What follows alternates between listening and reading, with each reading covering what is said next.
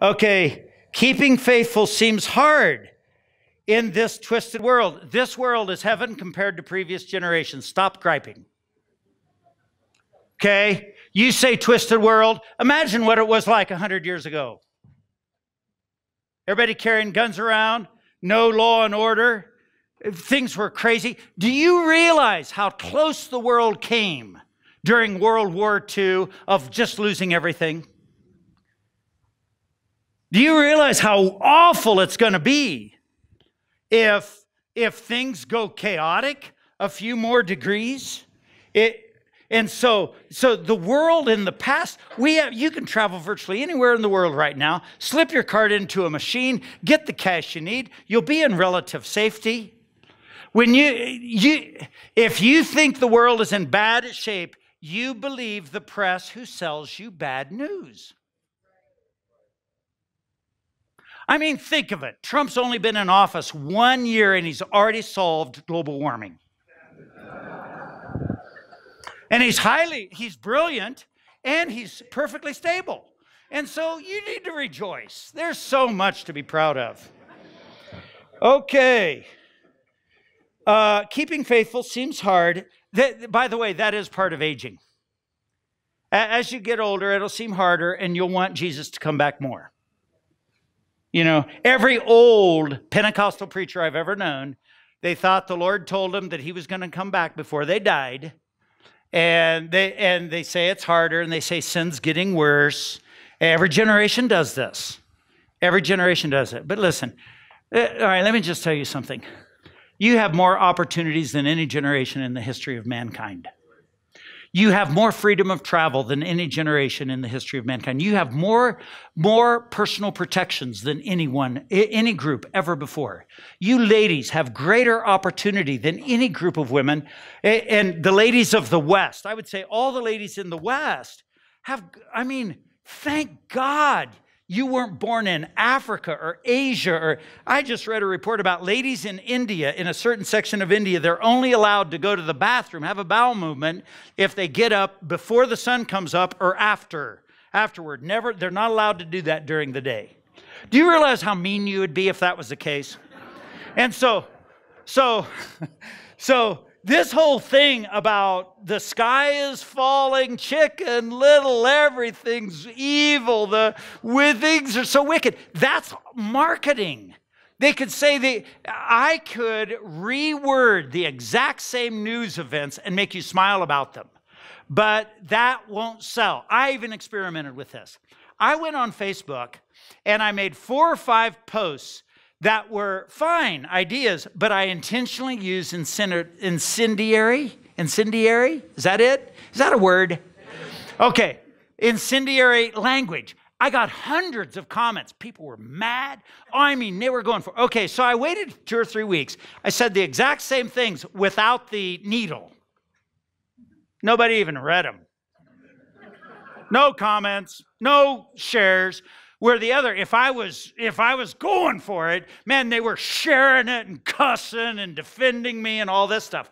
Okay, so if I measured my success by how many comments I can get and how many shares I can get, which would I use? The incendiary language, because that's how I'm proving that I'm relevant. Okay, so every news media organization has to measure themselves that way. Every one of them. If they don't get the numbers, if they don't get the shares, if they don't get the likes, if they don't get those things, then they're out of business. Okay? If you don't understand that, you'll believe them. You've got to know. And if you don't believe me, test it yourself. Okay? All right. Oh boy, I'm getting good therapy this morning. Okay. Keeping faithful seems hard in this twisted world with the devil causing such carnage. Oh, well, that's new.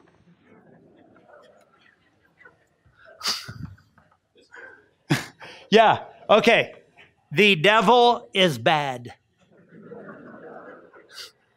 Okay. Look at your neighbor and say, that is profound. Okay. Now pay attention because I've got something else profound for you, everybody. He always has been. Have any of you ever watched Vikings? Any of you? Oh, come on. Yeah, Jeff, of course. The killer in the room. Okay, so just watch an episode of Vikings and compare the Vikings' life to your Briargate life. Okay? And then tell me about it. Okay, who was your favorite?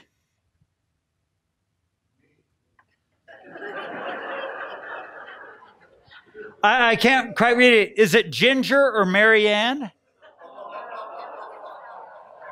Who is that? Oh, Gilligan's Island.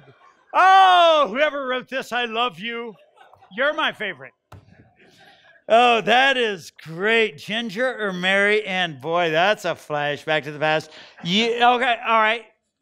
That might be proof that the previous card was right. The world is getting worse. Because I may stand corrected on this one because we don't have an equivalent. Can you imagine getting the ratings now with let's see, what's the song? Yeah.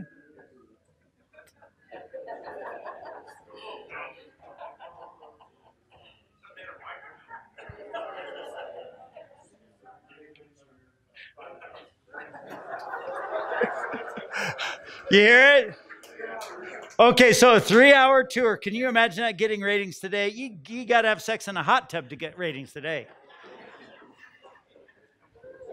So I may stand corrected on the world getting worse.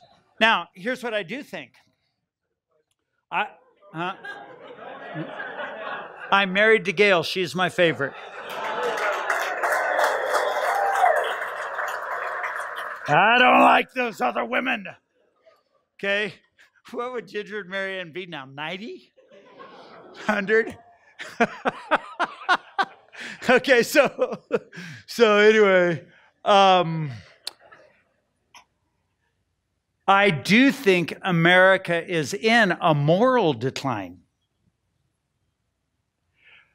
But what's interesting about a moral decline is the moral decline in America is not imposed by law on immoral people. Like, for instance, we are opposed to Roe v. Wade because we believe babies are people. But there's nothing in Roe v. Wade that orders people to abort their babies. Same-sex marriage legislation, we would look at that. Many people would look at that as a major problem, especially Christian people, although the same-sex marriage decision doesn't require men to marry men and women to marry women. See, so actually, if we're going to be freedom, liberty, all that kind of stuff, what that did was it opened the door for more freedom and liberty, which places more responsibility on individual citizens. So the legal decisions that prevent people from doing something we would think is sinful does not cause righteous people to do something sinful. Does that make sense to you? Okay, so that is the eternal struggle that all religious people have to face. How many of our convictions should be inculcated into civil law? All right, now, I am a believer that if people are righteous because of the law, they're not righteous. So if people are righteous because of a threat, they're not righteous. So I am a grace guy in that I would say, how do you know how you are if you've got the freedom to make choices? See, so if you are a moral man and you have options, then you know you're a moral man. But if you're an old ugly fat guy, hair everywhere, and you're faithful to your wife, that doesn't mean anything. It means you got no options.